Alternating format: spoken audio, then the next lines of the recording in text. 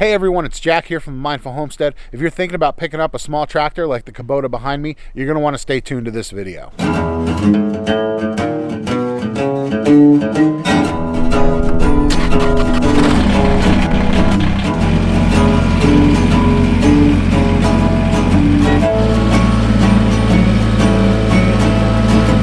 Whenever I talk to somebody that's new to homesteading, one of the first things that pops into their head is that they need a tractor. It kind of fits that stereotypical image of what you think a farmer is. You think a farmer's driving around hay fields on their tractor, they're mowing hay, they're using the bucket to clean out cow or horse stalls, they're doing all sorts of things, and they're on their tractor. And in reality, you don't necessarily need a tractor. There's so many things that you can do on a small farm or homestead without one. It's definitely a myth that if you want a homestead, you need a tractor. On the flip side though, there are lots of ways where a tractor makes work on a homestead a whole lot easier. At the end of the day, only you can really decide if a tractor is going to be a good fit for you on your small farm or homestead. But in this video, I just wanted to shed a little bit of light on the thought process that Jackie and I went through when we were thinking about buying a tractor. If you can fit it into your financial plan for your homestead or small farm, they make a lot of sense. So we're going to talk about some of those pros and cons about a tractor, and let's get right into it.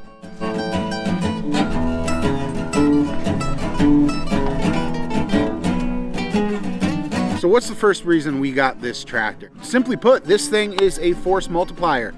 It allows you to do more work than you could do on your own with your own muscles, or it allows you to do more work over the course of the day, work longer for an extended period of time. With this tractor, when we filled our raised beds, Jackie and I were able to move about 9 yards of compost and loam mixture. If we had been using shovels to shovel that compost and loam into a wheelbarrow and then bring it all the way around the backyard, it probably would have taken us the better part of a day, and we would have been pretty beat up about halfway through the course of the day.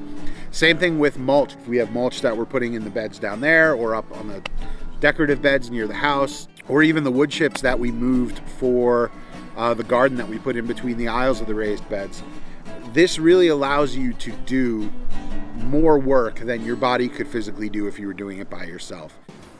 This kind of ties into the last point, but not only does this tractor allow us to do more work in any given setting, but it also allows us to speed up the time with which we do that work.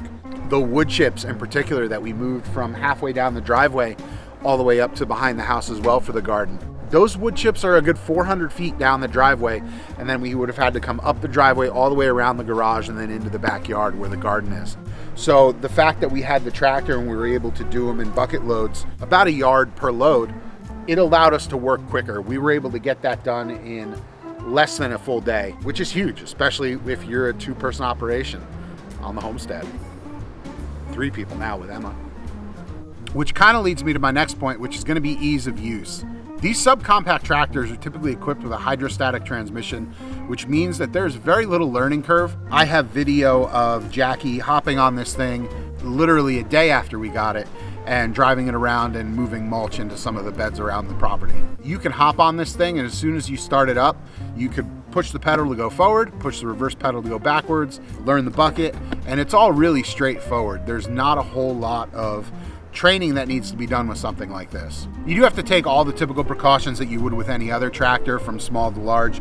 You don't want to carry your load too high in the bucket. You don't want to side slope the thing too much. You don't want to run it out of diesel. That's a big one because diesel systems are a real pain when you run them out.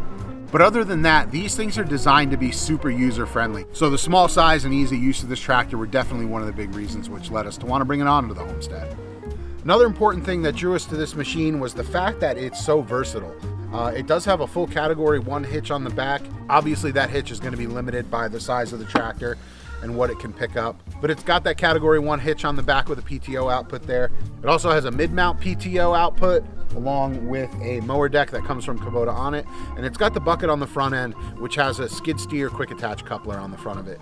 The nice thing about having that skid steer quick attach on the front is that if we want to get an implement like a snow pusher or a light materials bucket or anything like that, as long as it fits on the front mount of a skid steer, it'll be able to go on the front of this. There, you want to make sure that it's not too heavy for the front end of this tractor. Obviously, we're not going to be as powerful as this skid steer in terms of lifting capacities and things like that, so you do want to pay attention.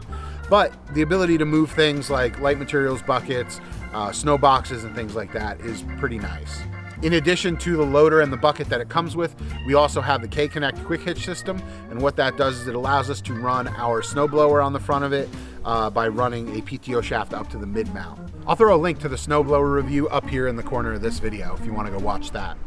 That K-Connect system also allows the use of things like brooms and snow boxes and other implements as well that are quickly attached. There's also a variety of rear implements that are designed for smaller tractors such as this.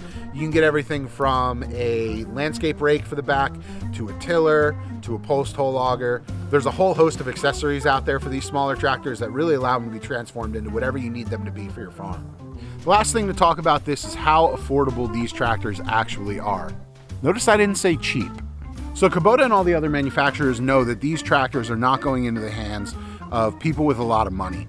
Because of that, they put a bunch of programs in place that make it a lot easier for homeowners and small farmers to pick up these tractors. The financing options that you see on a tractor like this are going to be a lot different than the financing options you would see on your standard used car or boat or something like that. And when I say a lot different, I mean a lot different. It's important to remember that these types of tractors are not cheap. The tractors themselves are kind of expensive, and when you start adding implements on, it adds up real quick. But the financing options that you're going to find from Kubota and a lot of the other manufacturers make it really easy to bring one of these things into your small farm or homestead. Kubota itself was actually offering 0% financing when we picked this tractor up.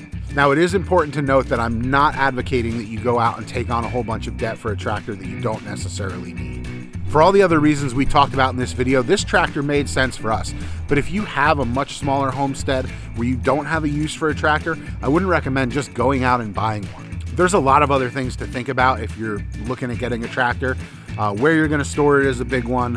How it's actually going to be utilized on your farm and your setup, and who's going to be using it are all important things. The other thing that's important to remember is that this is a small tractor. I'm not going to be one of those guys that comes on here and tells you, oh, my Kubota BX can do everything a bigger tractor can do. Definitely can't. There's a few situations that we've had with this thing where I was either carrying too much in the bucket or I was trying to do too much work with it, and the tractor didn't necessarily fail me, but it wasn't performing how I would have liked it to. When you're looking at a tractor, definitely keep its limitations in mind. It's super important that you get the right tractor for the job that you're looking to do. Another important thing to remember is that brand is not necessarily as important as some people would have you believe when it comes to small tractors like this. But if you're looking at tractors and the John Deere dealer nearby is kind of known for having a shoddy reputation, or the Coyote dealer is pretty shoddy, or whatever the deal is, you want to buy essentially a dealer and not just a tractor. All of these tractors in this space are going to be pretty good. It's the dealer that you're going to have a long-term relationship with. So if the dealer nearest to you that provides the best service level is going to be a New Holland dealer, don't hesitate to pick up a New Holland or some other brand of tractor out there. But if it's a Kubota, it's going to be a pretty good tractor. As always, thanks for watching. Sorry this video is a day late. We're going to try to stick to the Monday and Thursday upload schedule.